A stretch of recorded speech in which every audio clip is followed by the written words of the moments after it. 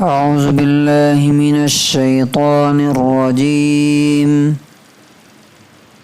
بسم الله الرحمن الرحيم.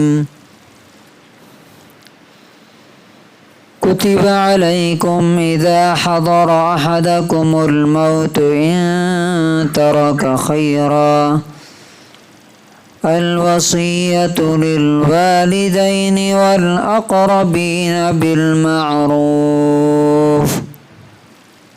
حقا على المتقين.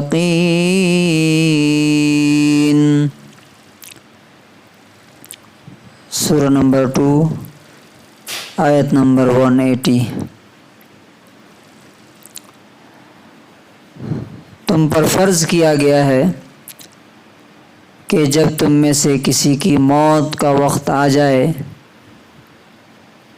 اگر وہ مال چھوڑ کر کے جا رہا ہے تو والدین، ماں باپ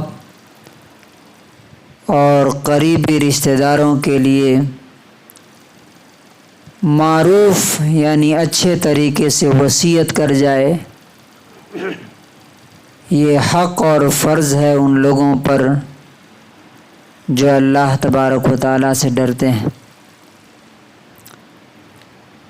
Prescribed for you when death approaches any one of you, if he leaves wealth, is that he should make bequest for parents and near relatives according to what is acceptable, a duty upon those who fear Allah.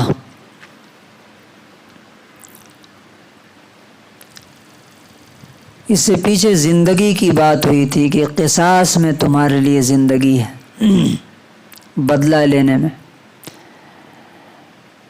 کہ جو murder کر دے، قتل کر دے، اس پہ رحم نہیں کرنا، اس لیے کہ ایک آدمی کو بچانے کا مطلب ہزاروں لاکھوں جانوں کا ضائع ہونا ہے. اب وہ زندگی کے سلسلے میں یہ بھی آیت ہے. دیکھیے اللہ تبارک و تعالی جس نے انسانوں کو بنایا ہے، اس سے زیادہ کوئی اس کا خیر خواہ اور ویل وشر نہیں ہو سکتا. اور ایک ایک آیت سے یہ چیز ٹپکتی ہے. اب اسی آیت میں دیکھ لیجئے کہ اللہ تعالیٰ کہتا ہے کہ جب موت کا وقت آ جائے تم میں سے کسی کا، یعنی اس کو معلوم ہو جائے کہ اب ہم زندہ نہیں رہیں گے، اور وہ مال چھوڑ کے جا رہا ہے اپنے پیچھے، پراپرٹی ہے، جائیداد ہے، پیسہ ہے، تو وصیت کر کے جائے. ہوتا یہ تھا پہلے زمانے میں اور آج بھی ہوتا ہے، آپ دیکھتے ہیں کہ لوگ غلط طریقے سے اپنی اولاد کو،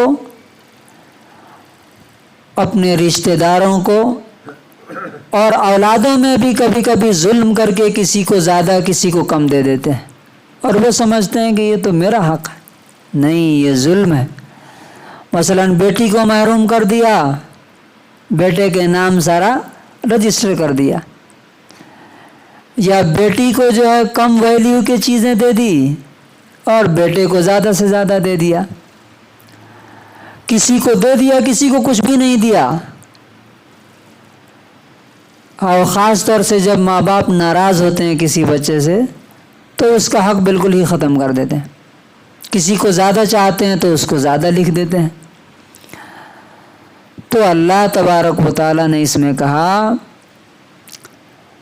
کہ وصیت جو ہے ماں باپ کے لیے، قریبی رشتہ داروں کے لیے معروف طریقے سے، معروف کا مطلب کیا ہے؟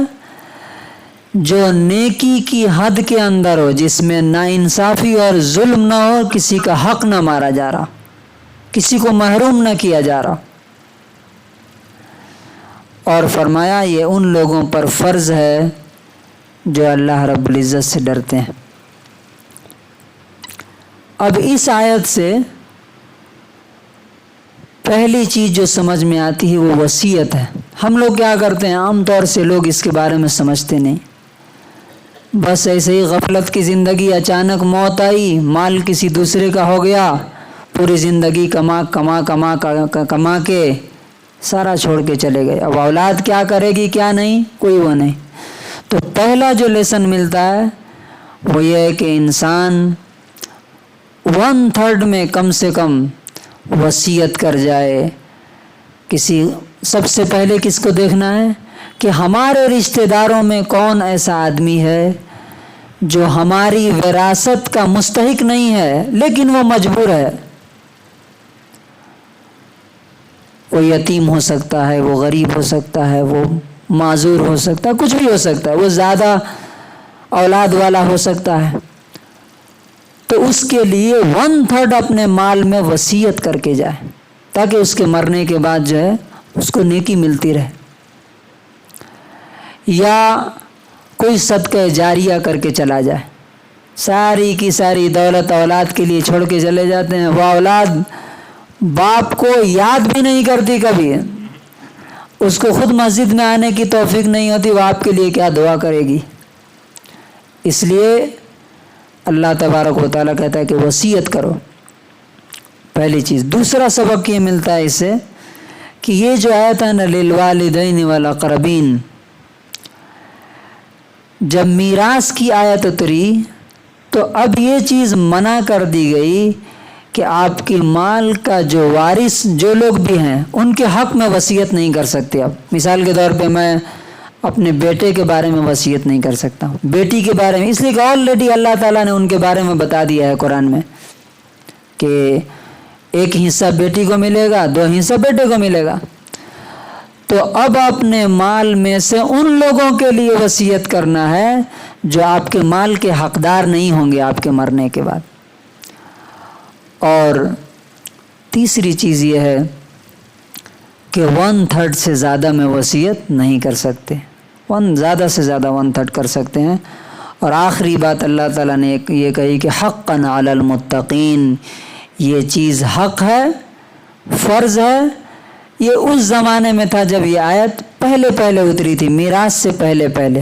اب فرض نہیں ہے یہ تمام مفسرین اس پر متفق ہیں، تمام علماء کہ یہ فرض نہیں ہے. لیکن جو بھی مسلمان اللہ سے ڈرتا ہے اسے ضرور چاہیے کہ اپنے مال میں سے 1/3 اپنی آخرت کے لیے نکال کر کے غریبوں کے، یتیموں کے، یا جو دین کی خدمت کرنے والے ہیں ان کے، یا اپنے رشتہ داروں میں کسی نہ کسی ایسے شخص کو دے کہ مرنے کے بعد اس کے لیے ثواب جاریہ ہو. اللہ تبارک و تعالی ہمیں اس پر عمل کرنے کی توفیق نصیب فرمائے.